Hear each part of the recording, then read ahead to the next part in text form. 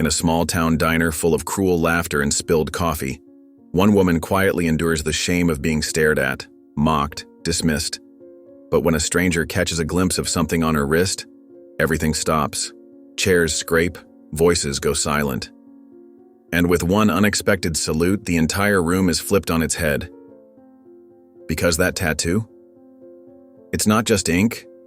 It's a trigger of memories, of secrets, of something far bigger than anyone in that diner could imagine. What did he see? And why did it bring a decorated soldier to his knees in front of a woman everyone else had written off? Every story brings us a little closer together. Before we dive in, drop a comment with where you're tuning in from. It's a joy to see how far this family of listeners reaches. The evening shift at Murphy's Diner usually brought a peaceful lull after the dinner rush, but tonight was different. Brianna Castellanos wiped down the counter with practiced movements, trying to ignore the familiar ache in her shoulders. The bell above the door chimed and her heart sank as Wade Brennan strutted in with his usual group of troublemakers. She touched her scarred cheek instinctively, a habit she'd developed since the explosion in Afghanistan.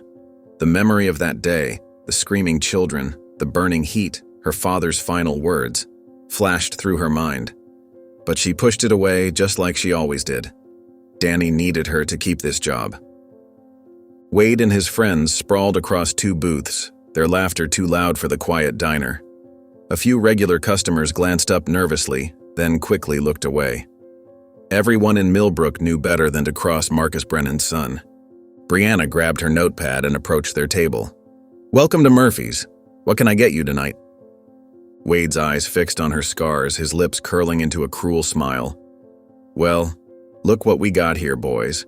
They've got Frankenstein serving tables now." His friends snickered, and Brianna's fingers tightened around her pen. She'd faced Taliban fighters with more class than these spoiled boys. "I'll give you a minute to look at the menu," she said, keeping her voice steady. But Wade wasn't finished. "Hey, sweetheart," he called out as she turned away. "How about you get us a prettier server? Someone whose face doesn't make me lose my appetite?" The diner fell silent. Brianna could feel every eye on her, could sense the mixture of pity and discomfort radiating from the other customers. Her scars felt like they were burning again, but she straightened her spine. She'd earned these scars saving 3 children, not that anyone in this town knew that. "I'm the only server on duty tonight," she said firmly. "Now, would you like to order, or should I come back later?" Wade's face darkened. He wasn't used to people standing up to him, especially not someone he considered beneath him. He shoved his chair back and stood up, swaying slightly. He'd clearly been drinking before coming to the diner. "You think you're something special, don't you?" He stepped closer, invading her personal space. The smell of alcohol on his breath made her stomach turn. "Maybe we should fix those scars ourselves. Give you something real to cry about." His hand shot out, grabbing her arm right where the worst of the burn scars twisted around her wrist. His fingers dug into the sensitive tissue, and Brianna had to bite back a gasp of pain. His friends laughed, the sound echoing off the diner's worn linoleum floors. For a moment, Brianna was back in Afghanistan, surrounded by smoke and fire. But this wasn't a war zone. This was her hometown, and she wasn't a soldier anymore. She was just a waitress trying to take care of her brother.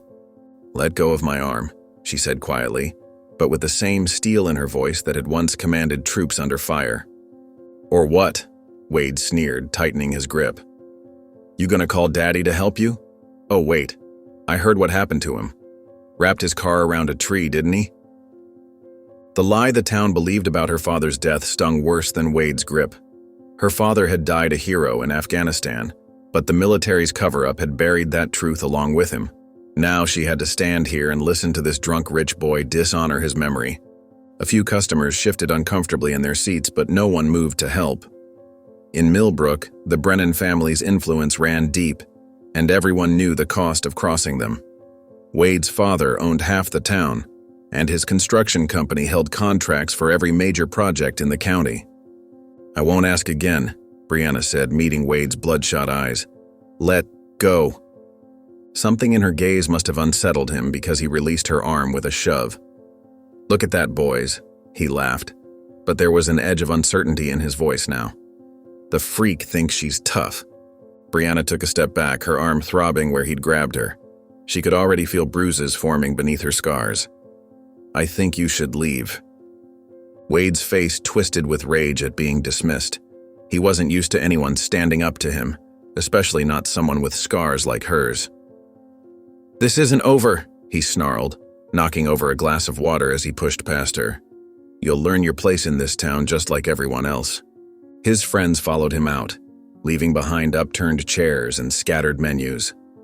The bell above the door jangled violently as they left, and then the diner was quiet again. Too quiet. Brianna could feel the other customers pretending not to stare as she began cleaning up the mess Wade and his crew had left behind. Her hands trembled slightly as she picked up the broken glass, but she forced them steady. Danny would be waiting for her at home, and she couldn't let him see how shaken she was. He worried about her enough already. In a corner booth, Colonel James Bear McKenzie lowered his coffee cup, his weathered hands steady despite his 68 years. He'd been watching the ugly scene unfold, his jaw tightening with each cruel word from Wade Brennan. But something else had caught his attention, something that made his heart skip a beat. As Brianna bent to clean up the spilled water, her sleeve rolled up slightly. There, on her wrist, partially hidden by the burn scars but still unmistakable, was a small tattoo he'd seen countless times during his military career, the distinctive insignia of the 82nd Airborne Division. The coffee cup clattered against its saucer as Bear set it down. His mind raced through memories of deployment reports, of a classified incident involving an IED, of a young corporal named Castellanos who'd saved 3 children. Could it be? Without hesitation, Bear pushed himself up from his booth. His knees protested as he made his way across the diner floor, but decades of military bearing kept his movements precise. Just as Brianna straightened up with a handful of broken glass, Bear dropped to one knee before her. His right hand snapped up in a crisp military salute, his spine straight as steel despite his age. The diner fell completely silent. Brianna froze, the broken glass forgotten in her trembling hands.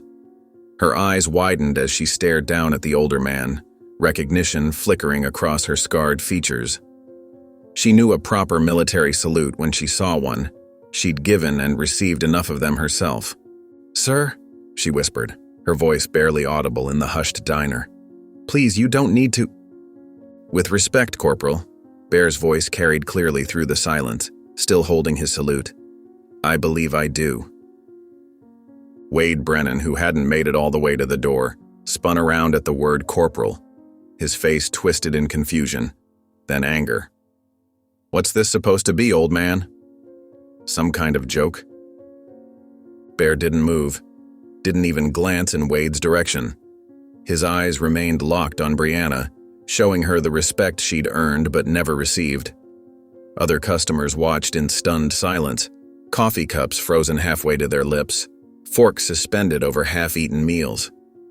"Please," Brianna said again, setting down the broken glass and reaching for Bear's arm. "Stand up. You shouldn't be kneeling at your age." But Bear remained firmly in position, his salute unwavering. "I served with your father in Afghanistan," he said, his voice thick with emotion. "Rico Castellanos was one of the finest soldiers I ever knew. And you, Corporal? You're every bit your father's daughter." Tears welled up in Brianna's eyes. It had been so long since anyone had spoken of her father's service, so long since anyone had acknowledged what really happened that day in Afghanistan. Wade stumbled forward, his face red with anger and embarrassment. "This is ridiculous. She's just a waitress." "She's a decorated combat veteran," Bear's voice cracked like a whip, though he still didn't break his salute. "She earned those scars saving 3 children from an IED blast. While you were here playing high school football, she was fighting for her country." The other diners began to murmur, looking at Brianna with new eyes. The scars they'd tried not to stare at suddenly meant something different. They weren't marks of tragedy or something to mock. They were badges of courage. "You're lying," Wade sputtered, but his voice had lost its edge. His friends shifted uncomfortably behind him, no longer laughing. Finally, Brianna reached down and gently lowered Bear's hand, ending his salute. "Thank you, Colonel," she said softly, helping him to his feet. Her sleeve had rolled up further, fully revealing the 82nd airborne tattoo that had started it all. The atmosphere in the diner had transformed completely. Where moments ago there had been cruel mockery, now there was a heavy, respectful silence. Wade's earlier taunts seemed not just petty, but shameful in the face of Bear's display of military respect. One of Wade's friends tugged at his sleeve. "Come on, man. Let's go." But Wade stood rooted to the spot, his face a mix of confusion and deflating bravado, as he struggled to process how completely the situation had shifted out of his control. The other customers in the diner were looking at Wade now, and their expressions weren't friendly. His cruel jokes about Brianna's scars echoed back in their minds, but now weighted with the knowledge of how she'd gotten them, saving children in a war zone, serving her country while he'd been living off his father's money. Bear straightened his jacket, his eyes never leaving Brianna's face. The young woman he saw before him wasn't just a waitress anymore. She was the soldier he remembered from the reports, the hero whose story had been buried in classified documents and military cover-ups. Bear cleared his throat, his voice carrying through the hushed diner. 8 years ago, in Afghanistan, I commanded a unit that included 2 remarkable soldiers, Staff Sergeant Rico Castellanos and his daughter, Corporal Brianna Castellanos. Brianna's hands trembled as she gripped the edge of a nearby table. The memories she'd tried so hard to bury came rushing back. That tattoo, Bear continued, gesturing to her wrist, marks her as one of the 82nd Airborne Division's finest. Those scars you've all been whispering about? They're not from some accident. They're medals of valor, earned saving 3 young Afghan children during an IED attack. The diner patrons leaned forward, coffee cups forgotten as Bear painted the picture of that fateful day. We were conducting a humanitarian mission in a small village. Staff Sergeant Castellanos and his daughter were distributing supplies when intelligence reported an active bomber in the area. Brianna closed her eyes, remembering the scorching heat of that morning, the weight of her gear, the smell of dust and fear in the air. Instead of evacuating, they stayed to help 3 injured children who couldn't walk. That's when the IED detonated. Bear's voice grew thick with emotion. Staff Sergeant Castellanos was killed instantly.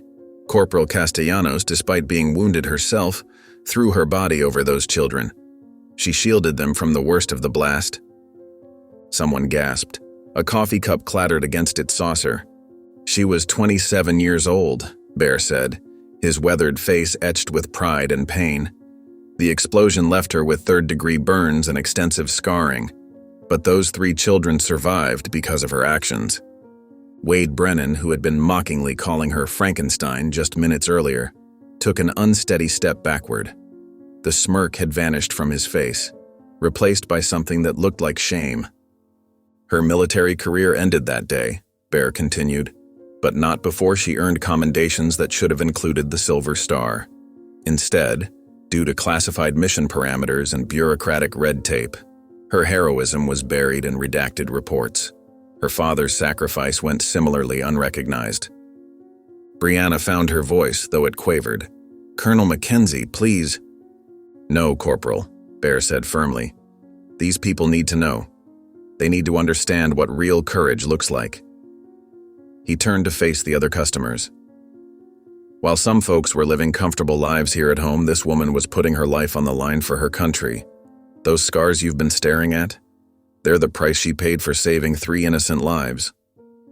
Wade's friends began tugging at his sleeve, eager to escape the weight of judgment that now filled the diner. Wade himself looked pale, his earlier bravado completely deflated. They slunk toward the door, their footsteps echoing in the silence.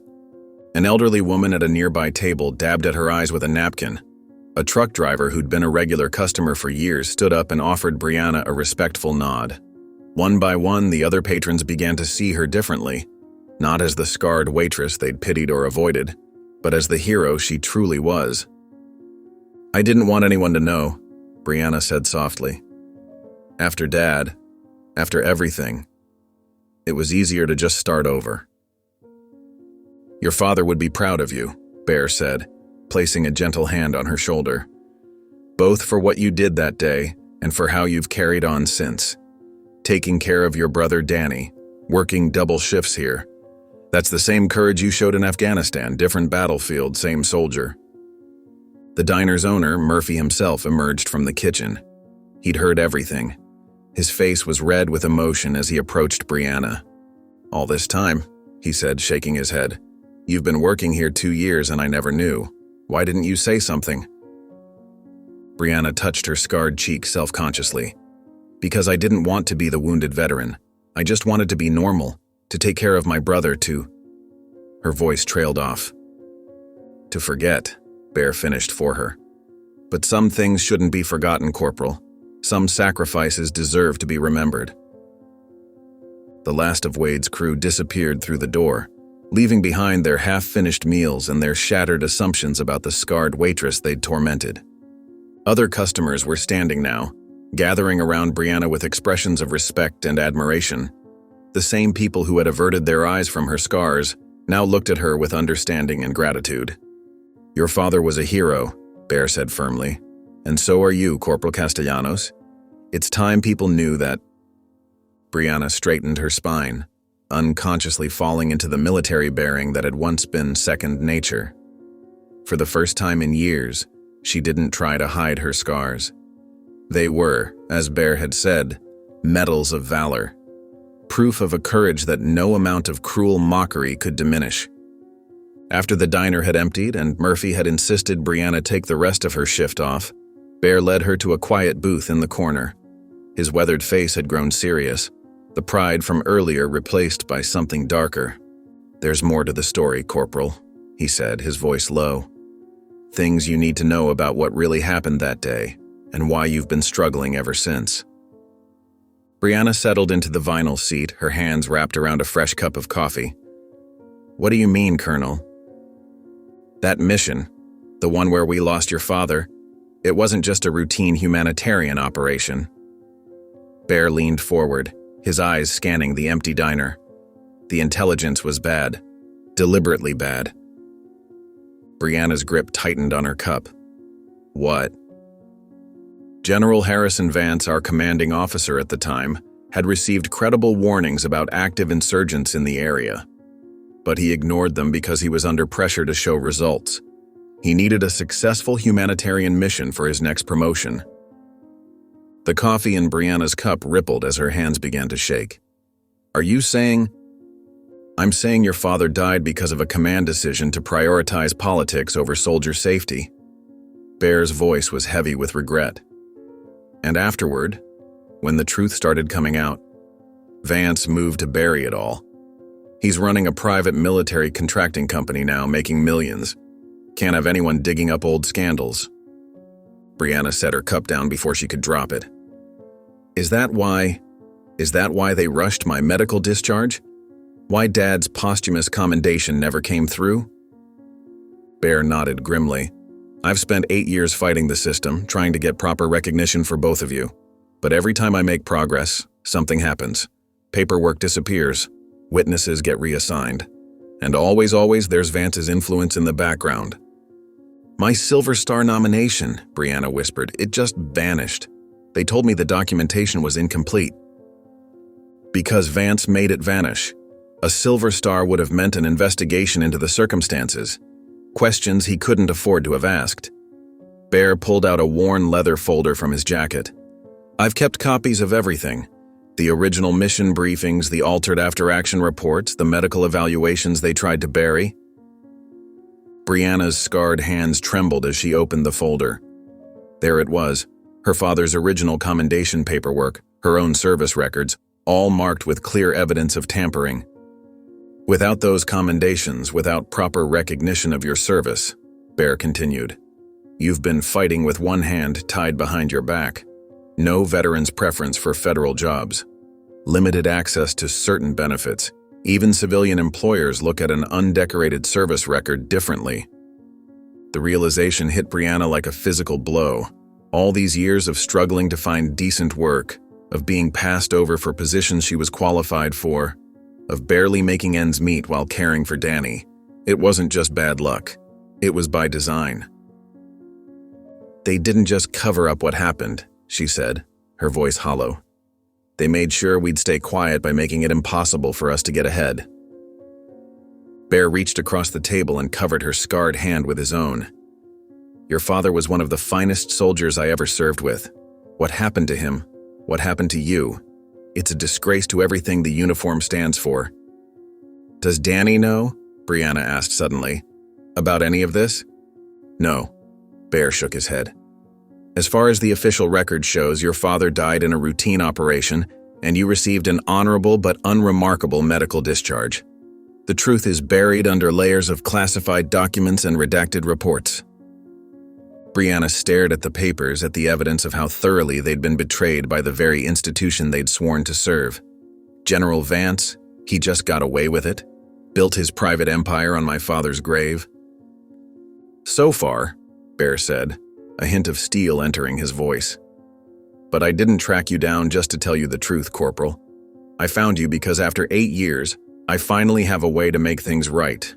To get you and your father the recognition you deserve and to make Vance answer for what he did. The old military bearing slipped into Brianna's posture as she straightened in her seat. What do you need from me, Colonel? First, I need you to understand what we're up against. Vance has powerful friends, deep pockets, and no scruples about protecting his interests. Bear's expression was grave. Taking him on won't be easy, and it won't be safe. Brianna looked down at the folder at the evidence of the systematic injustice that had shaped her life since that day in Afghanistan. She thought of Danny at home, of all their struggles, of her father's unmarked sacrifice. When do we start? She asked, her voice firm and clear. The morning after the diner incident, Wade Brennan stormed into his father's oak-paneled office, his face flushed with anger and humiliation. Marcus Brennan looked up from his desk, immediately noting his son's agitation. That scarred freak at Murphy's, she's some kind of veteran, Wade spat, pacing the expensive Persian rug. Made me look like a fool in front of everyone. Marcus leaned back in his leather chair, his expression calculating. A veteran, you say? Interesting. He pressed his fingertips together. And now the whole town's probably talking about how my son harassed a war hero. We need to do something, Wade insisted. Show her what happens when people disrespect our family. A cold smile spread across Marcus's face. Oh, we will, but not with your usual crude methods. He reached for his phone. We'll do this properly, systematically. The destruction of Brianna Castellanos' life began the very next day. Murphy, the diner's owner, called her into his office before her shift, his usual friendly demeanor replaced by nervous tension. I'm sorry, Brianna, he said, unable to meet her eyes. The health department found some violations during their surprise inspection this morning. I have to let you go. Brianna knew immediately what was happening. The health department inspector was Marcus Brennan's cousin. She'd seen him having dinner with the Brennans just last week, but losing her job was only the beginning. 3 days later, her landlord Tommy Shaw appeared at her door, wringing his hands. The building's been cited for code violations, he explained, looking miserable. They're saying I need to empty the building for repairs. You have 30 days to move out. Brianna stood in her small living room watching Danny's face fall as she broke the news. Their modest apartment had been home for 3 years, carefully arranged to accommodate his wheelchair. Finding another accessible place they could afford would be nearly impossible. We'll figure something out, she promised, trying to sound confident for his sake. But the Brennans weren't finished. The next blow came in the form of a letter from the State Disability Office, questioning Danny's benefits eligibility and demanding extensive documentation for review. This isn't a coincidence, Danny said quietly, holding the letter in trembling hands. Is it? Brianna shook her head. The Brennans have friends in the regional office. She'd learned that Marcus Brennan's golf buddy headed the department that processed disability claims. The systematic dismantling of their lives continued relentlessly. When Brianna applied for other jobs in town, she discovered that no one was hiring, at least not for her. Local business owners avoided eye contact when she came in, making awkward excuses about positions being filled. Their small-town bank suddenly called in a personal loan she'd taken out for Danny's medical equipment, demanding immediate repayment. The insurance company began questioning their coverage. Even the local pharmacy started having supply issues with Danny's prescriptions. They're trying to drive us out of town, Danny observed one evening, watching Brianna sort through a growing pile of urgent bills and threatening letters. She nodded grimly. The Brennans practically own Millbrook. Marcus has spent 30 years building his network, construction contracts, political connections, favors owed. Now they're using all of it against us. The isolation grew deeper as former friends and neighbors began keeping their distance, afraid of attracting the Brennans' attention. Brianna watched people cross the street to avoid talking to her, saw them whispering behind their hands when she passed. One afternoon, Wade Brennan pulled up beside her in his expensive sports car as she walked home from another failed job interview. "Getting the message yet?" he sneered through the open window. "This is what happens when you mess with people who matter. Maybe if you apologize real nice, Dad might call off the dogs."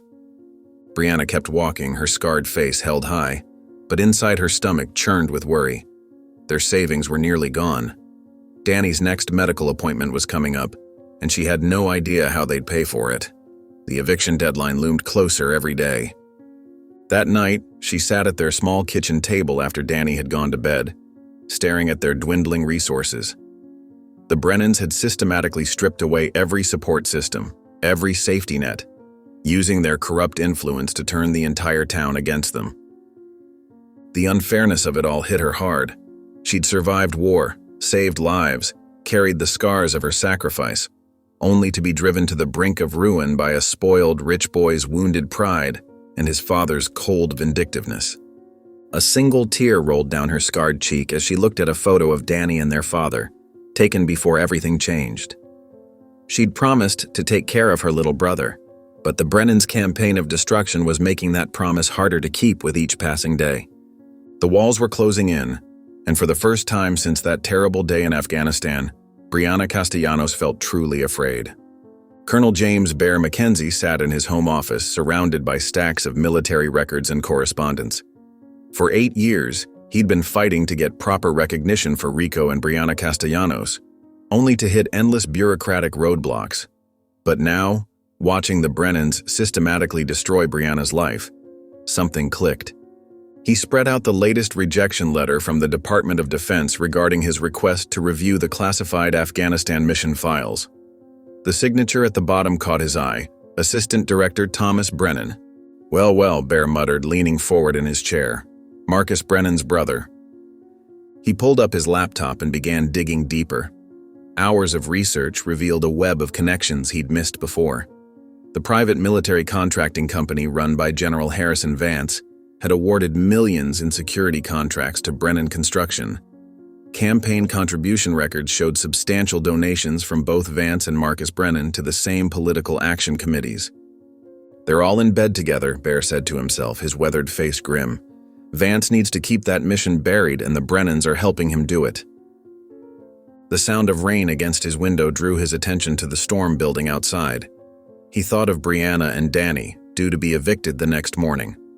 His decision was immediate. Bear found them in their nearly empty apartment, Brianna trying to figure out where to store Danny's medical equipment while they looked for a new place. Her eyes were red from crying, though she straightened her shoulders when she saw him.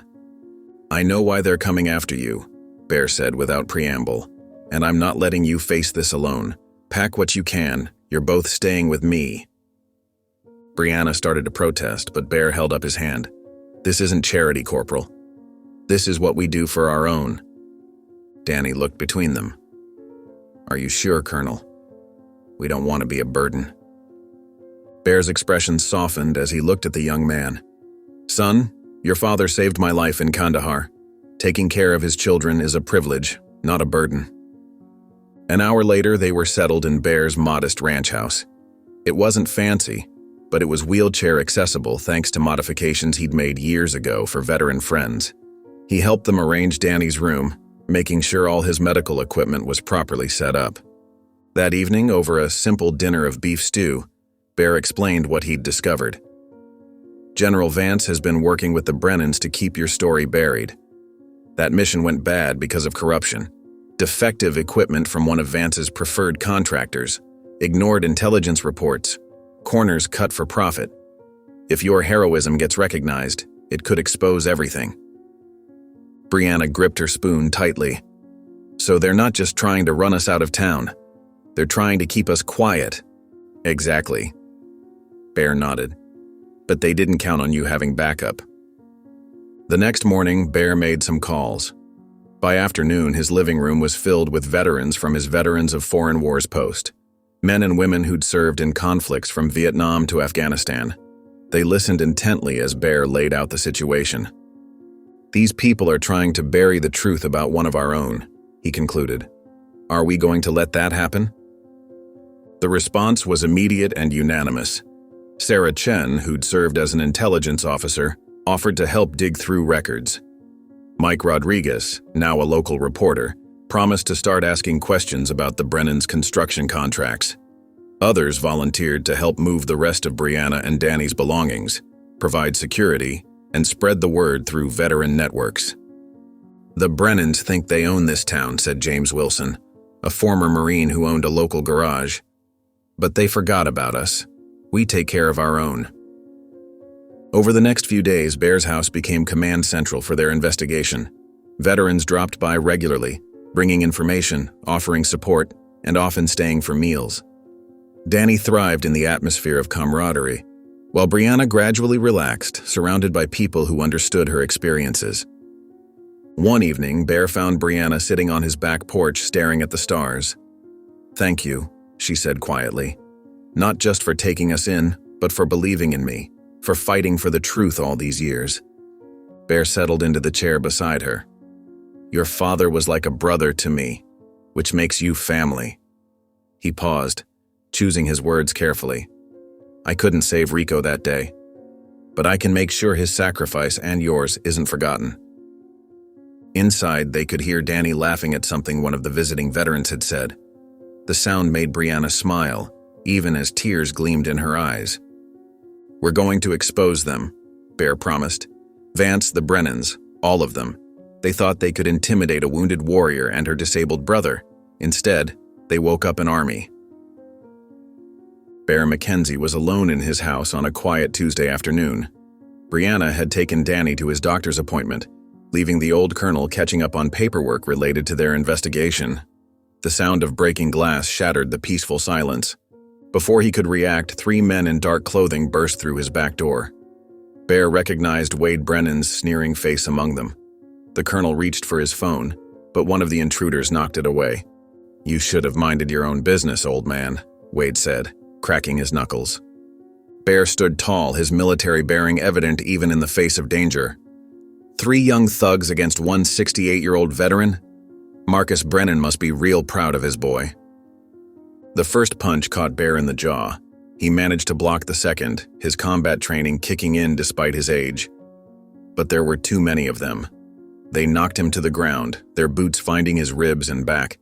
Through the pain, Bear heard them ransacking his house, destroying furniture and throwing papers everywhere. "That's enough," Wade finally called out. "Let's make sure the message is clear." One final kick sent Bear into darkness. Hours later, Brianna and Danny returned to find Bear's front door standing open. The sight inside made Brianna's blood run cold. The living room was destroyed, furniture overturned, papers scattered, family photos smashed. Worst of all was the spray-painted message on the wall. "Stay out of it." "Bear!" Brianna called out, her voice shaking. "Colonel McKenzie?" Danny wheeled himself forward, his face pale. "There's blood on the floor." They found Bear unconscious in his study, badly beaten. Brianna called 911 while checking his vital signs, her combat medical training taking over. Within minutes, sirens filled the air. At the hospital, Brianna paced the waiting room while Danny sat quietly, his hands folded in his lap. The doctor finally emerged with news. Bear had 3 broken ribs, a concussion, and extensive bruising, but would recover. He was being kept overnight for observation. Brianna sank into a chair, her face in her hands. "This is all my fault," she whispered. "He tried to help us, and look what happened." "It's not your fault," Danny said firmly. "The Brennans did this, and they're going to pay for it." When they were finally allowed to see Bear, his face was bruised, but his spirit unbroken. "Don't you dare blame yourself, Corporal," he said, seeing Brianna's guilty expression. I knew what I was getting into. Word spread quickly through the veteran community. By nightfall, Bear's hospital room was filled with visitors, former soldiers, Marines, and airmen, all outraged that one of their own had been attacked. James Wilson, the garage owner, organized rotating security shifts at the hospital. "They won't get near him again," James promised grimly. Sarah Chen, the former intelligence officer, examined the evidence from Bear's house. "This wasn't just a warning," she said. "They're scared. We must be getting close to something big." While the veterans rallied around Bear, Danny was quietly making plans of his own. During his doctor's appointment that day, he'd asked about starting physical therapy again. Now, watching his sister worry over Bear, his determination grew stronger. The next morning, while Brianna was meeting with Sarah, Danny began his first exercises.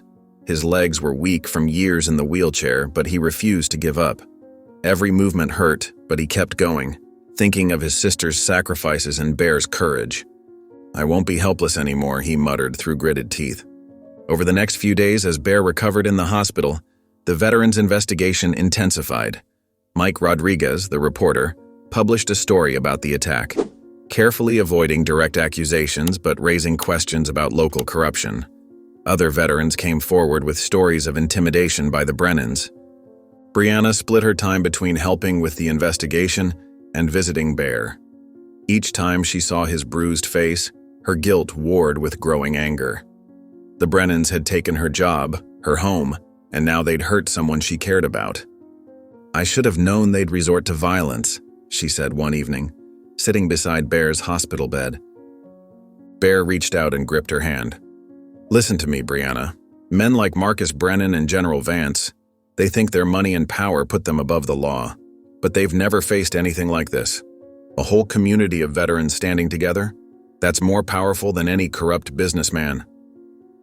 Danny wheeled himself closer, his muscles sore from his secret therapy sessions. "Bear's right, sis. They thought attacking him would scare us away. Instead, they just made everyone more determined to bring them down." Looking at her brother's determined face and Bear's unwavering courage, Brianna felt her resolve strengthen. The Brennans had escalated the fight, but they'd also made a crucial mistake. They'd shown just how far they would go to protect their secrets, and in doing so, they'd awakened a force they couldn't control. In the days following the attack on Bear, the Veterans of Foreign Wars Hall became a makeshift command center. A dozen veterans gathered around folding tables covered with documents, laptops, and coffee cups. The smell of burnt coffee filled the air as they worked tirelessly, putting their military training to use in a different kind of battle. Sarah Chen, the former intelligence officer, stood before a whiteboard covered in names and connections. Marcus Brennan's construction company has received every major town contract for the past 5 years, she explained, tapping the marker against a stack of documents. "But look at these building permits. Half the materials listed were never actually used." Mike Rodriguez, who had connections at the town hall, spread out more papers. "I got these from a source in the planning department. Brennan submitted invoices for $3 million worth of steel and concrete for the new community center, but the actual delivery receipts show less than half that amount." "Where did the rest of the money go?" Brianna asked, leaning forward to examine the documents. James Wilson pulled up bank records on his laptop. "Right here. Deposits to offshore accounts, expensive cars, a vacation home in the Cayman Islands. He's been stealing town funds for years." Brianna felt her military training kicking in as she analyzed the evidence. This wasn't so different from planning a mission. Identify the target, gather intelligence, find the weak points. For the first time since leaving the service, she felt like a soldier again instead of a victim. "But how does General Vance fit into all this?" she asked, studying the whiteboard. Sarah pulled out a folder marked Classified. "These came from my contacts in military intelligence. Vance's private military company has been getting no-bid contracts through shell companies owned by the Brennans. In exchange, he's been using his influence to bury certain military records, including yours and your father's." The evidence was building piece by piece. The veterans worked in shifts, following paper trails and connecting dots. Their military experience proved invaluable. They knew how to conduct surveillance, analyze documents, and build a solid case. Meanwhile, at Bear's house where Brianna and Danny were still staying, Danny was fighting his own battle. Every morning while Brianna was at the VFW hall, he worked through his physical therapy exercises. The pain was intense, but he refused to give up. "One more," he whispered through gritted teeth, forcing his legs to move. Sweat dripped down his face as he gripped the parallel bars his therapist had helped him install in his room. His muscles trembled with effort, but he managed to take 3 shaky steps before collapsing back into his wheelchair. The breakthrough came on a Wednesday afternoon. Mike burst into the VFW hall waving a USB drive. "You're not going to believe what my source found," he said, plugging it into a laptop. Emails between Vance and Marcus Brennan discussing how to handle the Castellanos situation. The veterans gathered around as Mike opened the files. The emails were damning. Explicit discussions about using political pressure to suppress military records and coordinating efforts to intimidate Brianna and other veterans who might expose their corruption. "This is it," Sarah said, her eyes scanning the screen. "This proves the conspiracy." Brianna felt a surge of emotion as she read the casual way these men discussed destroying her life and dishonoring her father's sacrifice. But now, surrounded by fellow veterans who believed in her, she wasn't powerless anymore. "We need to be careful how we use this," James warned. "These people have already shown they're willing to use violence." "That's why we need to make it public," Mike said. "I can publish the story, but we need to release everything at once. The financial records, the military cover-up, all of it. Make it too big for them to bury." The veterans worked late into the night, organizing their evidence and preparing their strategy. They coordinated with law enforcement contacts and journalists, ensuring their case would be airtight when they moved. At home that evening, Brianna found Danny in his room, his face flushed with effort. To her amazement, he gripped his parallel bars and pulled himself up, standing shakily but definitely on his own feet. "Danny," she gasped, "how long have you been doing this?" "Since they attacked Bear," he admitted, carefully lowering himself back into his chair. "I'm tired of being helpless. I want to be strong, like you." Brianna hugged her brother, tears in her eyes. "You've always been strong," she whispered. "We both got that from Dad." Looking at the determination in Danny's eyes, Brianna felt a renewed sense of purpose. The Brennans and General Vance had tried to break them, but instead, they'd only made them stronger. With their fellow veterans behind them and the truth on their side, they were finally ready to fight back. Wade Brennan slouched in his pickup truck outside Murphy's bar, nursing his 4th whiskey of the afternoon. His bloodshot eyes followed Brianna as she walked down Main Street with her head held high, no longer trying to hide her scars. The sight made his jaw clench. Ever since that old veteran had exposed her military past, people looked at her differently, with respect instead of pity or revulsion. "This is all her fault," he muttered, crushing the paper cup in his fist. His reputation in town had plummeted. Even his usual drinking buddies were keeping their distance, not wanting to be associated with someone who'd harassed a wounded veteran. His father's stern lectures about handling things properly only fueled his rage. He pulled out his phone and scrolled through the photos he'd secretly taken of Brianna over the past week. There she was at the VFW hall, at the grocery store, and, most importantly, at Millbrook Cemetery. Every Wednesday afternoon, like clockwork, she visited her parents' graves. Wade smiled darkly and typed a message to his 3 most loyal followers. "Time to finish this. Tomorrow afternoon. Bring the stuff." Meanwhile, across town at Bear's house, Brianna was polishing her father's old military boots. She ran the cloth over the worn leather, remembering how he'd taught her to maintain her equipment with pride. The past few weeks working with the veterans had awakened something in her that she'd buried beneath her scars, her warrior spirit. "Those look good enough to pass inspection," Bear commented from his armchair, still moving carefully due to his healing ribs. "You heading to the cemetery today?" Brianna nodded, placing the boots carefully beside her father's folded flag. "I need to talk to them before we go public with the evidence. It sounds silly, but it's not silly at all," Bear assured her. "We all have our ways of finding strength. Your father would be proud of what you're doing."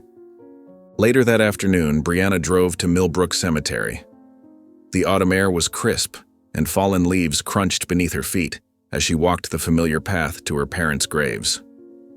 She didn't notice the black pickup truck parked behind the groundskeeper's shed, or the four figures crouching behind the larger monuments. Wade watched through binoculars as Brianna knelt between the two headstones. "Perfect," he whispered to his friends. "She's completely alone. Nobody comes to this section on Wednesdays." "You sure about this, man?" one of his companions asked nervously. "She's a veteran and all." "Shut up," Wade hissed. "She ruined everything. Now we're gonna teach her what happens when you mess with a Brennan." He gripped the heavy wrench in his pocket, its weight reassuring him. At her parents' graves, Brianna placed fresh flowers and touched each headstone gently. "Hi, Mom." "Hi, Dad," she said softly. "We're finally going to expose the truth about what happened in Afghanistan. Bear and the other veterans have helped me find all the evidence. I know you'd want me to fight this battle the right way." She traced her father's name on the stone.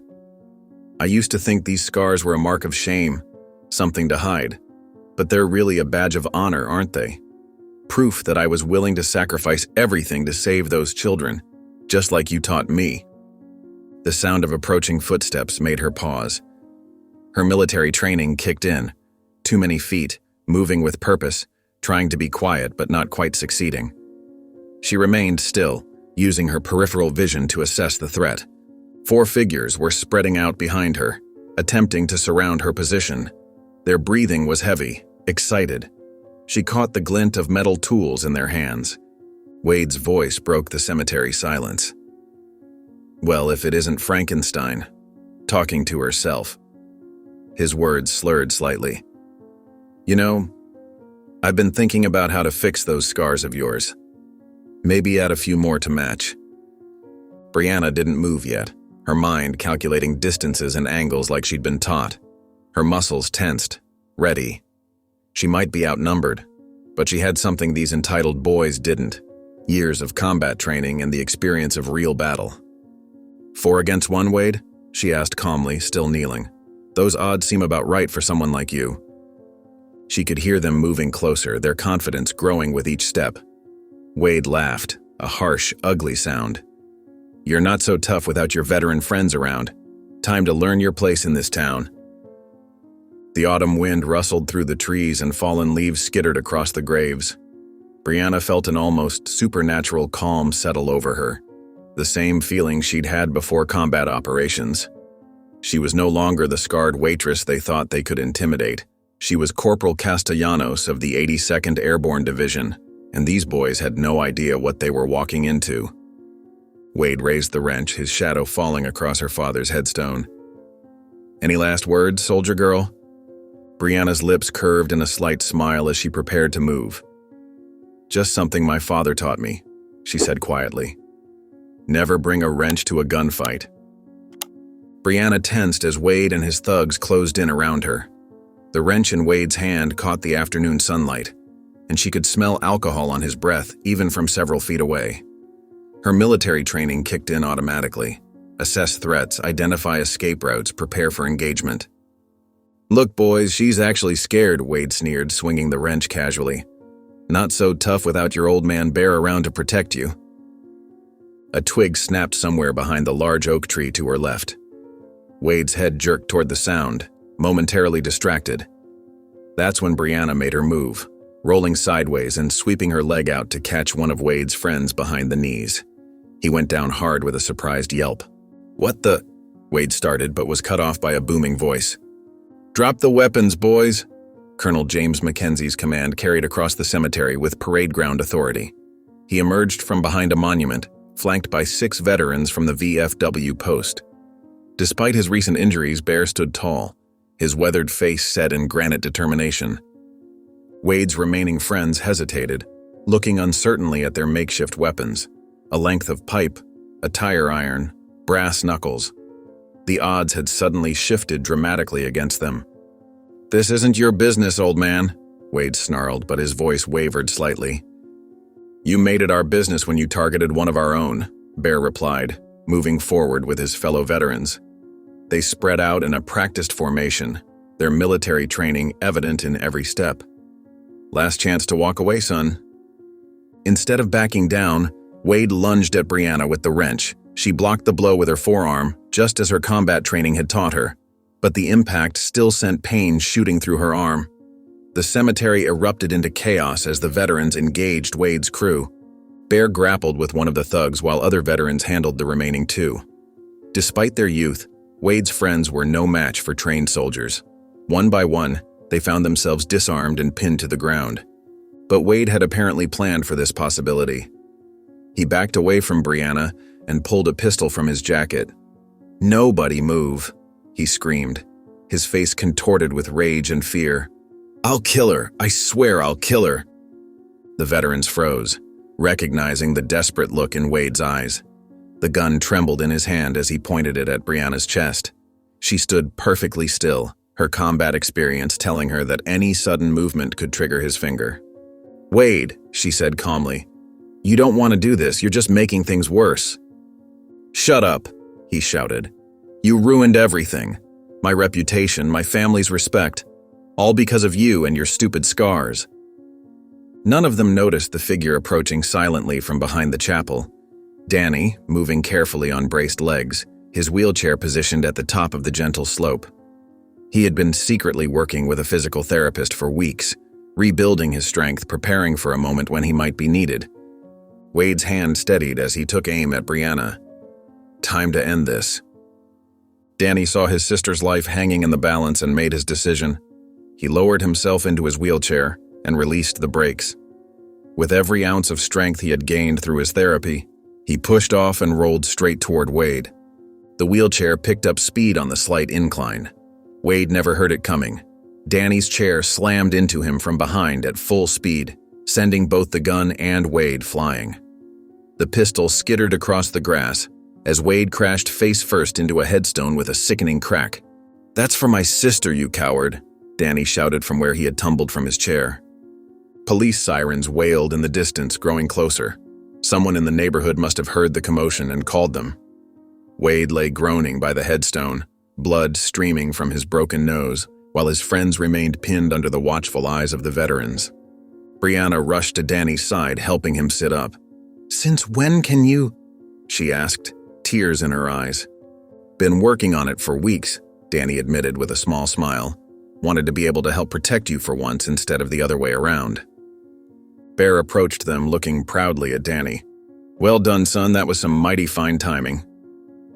Police cars pulled up to the cemetery gates, lights flashing. Officers quickly took control of the scene, collecting weapons and taking statements.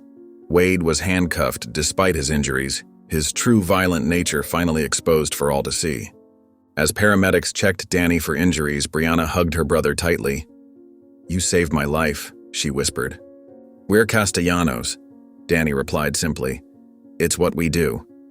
The autumn sun was setting behind the chapel, casting long shadows across the graves of their parents. Brianna looked at the headstones and smiled through her tears, knowing her father would have been proud of both his children today. The aftermath of the cemetery incident unfolded like a house of cards collapsing. Local police detectives, already suspicious of the Brennans' influence in town, seized on Wade's violent attack as an opening to launch a broader investigation. They discovered a web of corruption that stretched far beyond a single attempted murder. In the county courthouse, Brianna sat between Bear and Danny as Wade Brennan shuffled in wearing handcuffs and an orange jumpsuit. His nose was still swollen from its encounter with the headstone. "In the matter of the state versus Wade Brennan," the judge announced, "on the charge of assault with a deadly weapon, how do you plead?" Wade's expensive lawyer leaned in to whisper something, but Wade just stared at the floor. "Guilty," he muttered. Bear squeezed Brianna's shoulder as she let out a shaky breath. The admission felt like the first brick falling from the wall of Brennan family immunity. The investigation didn't stop there. Search warrants revealed years of financial records in Marcus Brennan's office showing systematic embezzlement of town funds, construction projects that existed only on paper, kickbacks hidden in shell companies. The evidence was overwhelming. "They found over $2 million missing from the town treasury," Bear explained to Brianna and Danny over coffee at his kitchen table. "Marcus Brennan's been stealing from his neighbors for 15 years. The FBI arrived next. following the money trail from Marcus Brennan straight to General Harrison Vance's private military contracting company. Agents discovered that Vance had been paying the Brennans to help suppress military records, not just Brianna's, but dozens of other soldiers whose stories might have exposed his incompetence and corruption. In his wood-paneled corporate office, Vance watched his empire crumble as federal agents boxed up his files. His company's stock plummeted. Military contracts were canceled. Former allies in Washington suddenly couldn't take his calls. The exposure of Vance's cover-up operation created a cascade effect through military channels. Bear's years of advocacy finally found receptive ears as investigators pieced together the true story of that tragic day in Afghanistan. 3 months after the cemetery incident, Brianna stood ramrod straight in her dress uniform at Arlington National Cemetery. Tears streamed down her scarred cheeks as a senior military official read the citation. For conspicuous gallantry and intrepidity at the risk of his life above and beyond the call of duty, Staff Sergeant Rico Castellanos is hereby posthumously awarded the Medal of Honor. Danny held their father's medal in trembling hands while Brianna received her own Silver Star for protecting the Afghan children during the explosion. The ceremony was broadcast on national news, finally giving public recognition to their family's sacrifice. "Your father would be so proud," Bear whispered, his own eyes glistening as he saluted both Castellanos' siblings. The military's acknowledgement came with practical support as well. A letter arrived detailing years of back pay, disability compensation, and a substantial settlement for the wrongful denial of benefits. The amount was enough to ensure Brianna and Danny would never have to worry about money again. "We can get our own place now," Danny said, looking up from his wheelchair at the kitchen table where they'd spread out the paperwork. "Maybe even start that small business you always talked about." Brianna smiled, touching the Silver Star pinned to her chest. "First, we're getting you the best physical therapy available. You've still got a lot of progress to make after that heroic wheelchair charge." In the county courthouse, Marcus Brennan's sentencing hearing painted a picture of decades of corruption. The judge showed no mercy to the man who had terrorized veterans and stolen from his community. 20 years in federal prison, Bear reported to the veterans gathered at the VFW post. A cheer went up from the assembled soldiers who had supported Brianna through the ordeal. The final domino fell when General Vance faced a military tribunal. His attempts to blame subordinates failed as evidence mounted of his direct involvement in covering up casualties and suppressing medals to protect his reputation. "Dishonorable discharge," Bear announced with grim satisfaction. "Complete forfeiture of pension and benefits. His contracting company is bankrupt. He'll never work in the defense industry again." Justice had come full circle. The villains who had tried to bury heroism under layers of corruption found themselves buried instead. The truth had emerged stronger than ever, carried by the unshakable bonds between soldiers who never stopped fighting for what was right. For Brianna, the recognition meant more than medals or money. It meant her father's sacrifice would be remembered. It meant her own scars could be worn with pride rather than shame. Most importantly, it meant she could finally focus on building a future with Danny instead of just surviving day to day. "Ready to go home?" she asked her brother as they left the VFW post that evening. Danny grinned up at her. "Lead the way, Silver Star." On a crisp autumn morning, Bear McKenzie stood before a family court judge, his weathered hand steady as he signed the adoption papers. At 68 years old, he was becoming a father again, this time to 2 adult children who had already proven their strength and courage. "By the power vested in me," the judge announced with a warm smile, "I hereby declare Brianna and Danny Castellanos legally adopted by James McKenzie." Brianna wiped tears from her scarred cheeks as Bear wrapped both her and Danny in a tight embrace. The moment felt right, a validation of the family bonds they'd forged through struggle and sacrifice. "I know I can never replace Rico," Bear said softly, his voice thick with emotion, "but I promise to honor his memory by being the best father I can be to both of you." Danny reached up from his wheelchair to squeeze Bear's hand. "You already have been, Dad." The word "Dad" hung in the air like a blessing, bringing fresh tears to Bear's eyes. The veteran community had gathered to witness the ceremony, filling the courtroom with a sea of proud faces, who had supported this unlikely family through their darkest hours. 2 months later, the transformation of an old downtown storefront into Rico's Place was complete. Brianna stood in front of the newly installed sign, her father's army photograph displayed prominently in the window. The cafe's walls were decorated with tasteful military memorabilia, including Rico's posthumous Medal of Honor and Brianna's Silver Star in specially lit display cases. "It's perfect," Danny said, walking slowly but steadily beside her using a cane. His physical therapy had progressed remarkably, allowing him to help manage the cafe's daily operations. "Dad would have loved this." Bear nodded in agreement, standing proudly behind his children. "Rico's spirit is definitely here, and so is yours, Brianna. This place tells both your stories." The grand opening drew a huge crowd. Veterans from the VFW post mixed with local families, all eager to support the new business.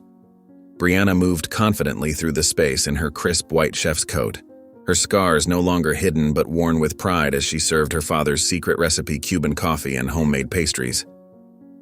"The cafe is beautiful," an elderly woman told her, gesturing to the military displays. "Thank you, both of you, for your service."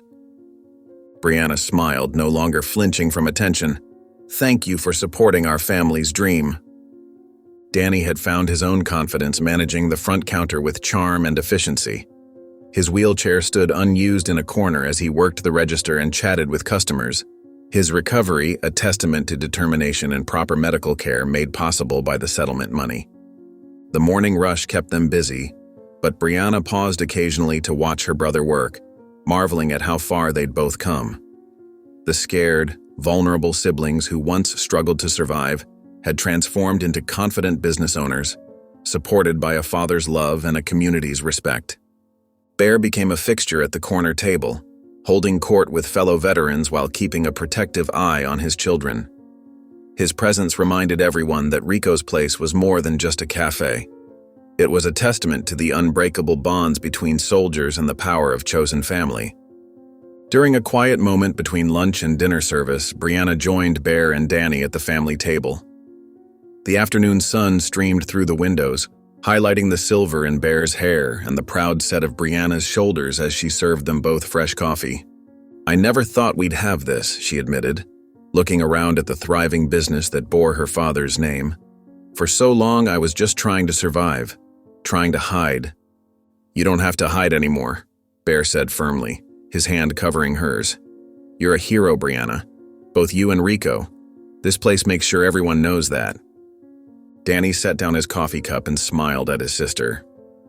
"And now we're not just surviving, we're living. Really living."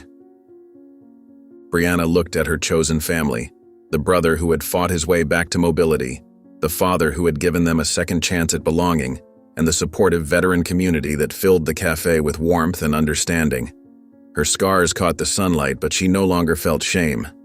They were medals of their own, marking a journey from victim to victor. "To family," she said, raising her coffee cup. "To family," Bear and Danny echoed, their cups clinking together in the peaceful afternoon light of Rico's Place. The cafe hummed with conversation and laughter, the aroma of coffee and freshly baked pastries filling the air. Through the window, Brianna could see her father's photograph watching over them all, his smile seeming to approve of the new life his children had built from the ashes of loss and injustice. If this story made you pause, reflect, or even smile, don't forget to subscribe. I post daily, and the next story might be exactly what you need to hear.